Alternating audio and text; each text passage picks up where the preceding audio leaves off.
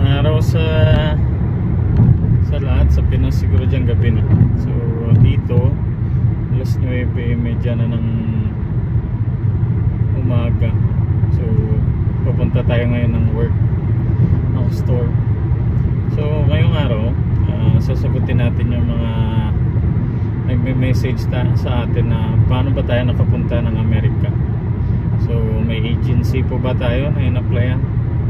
So ako po personally wala po akong agency kasi asawa lang po ako nang nag-apply dito. So ibig sabihin dependent lang po ako.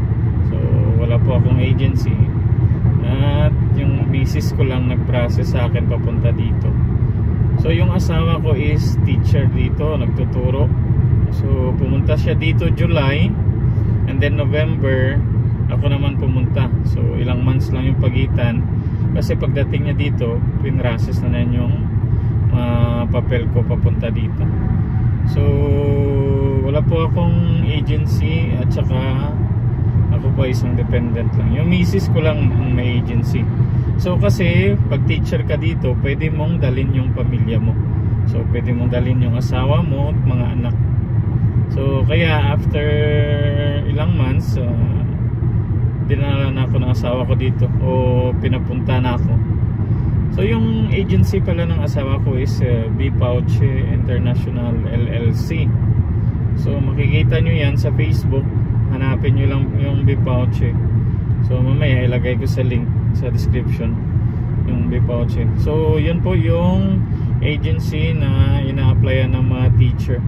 Actually ang daming agency na nag-hire ng mga teacher papuntang US. So sa kay Mrs. yung B Pouch International. So baka gusto nyo rin i-try yung gusto nyong mag-apply dito bilang teacher kasi yung B Pouch intended lang for teachers So mayroon ding website na pupuntahan nyo. Pwede rin, lagay ko rin sa description mamaya. So www.indeed.com tsaka www.glassdoor.com.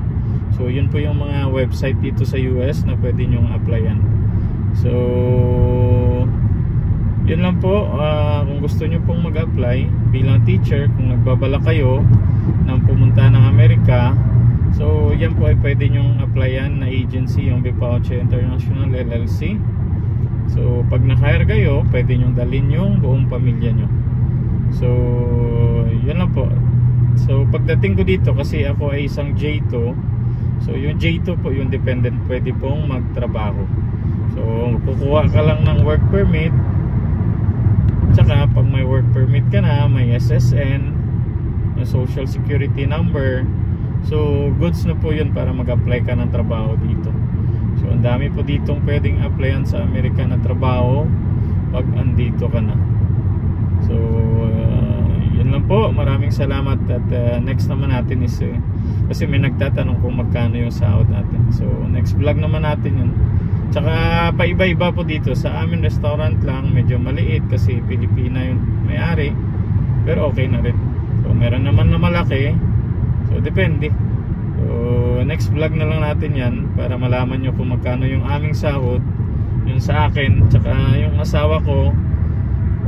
Nalagay na rin namin dati sa vlog namin yun. So sa akin na lang.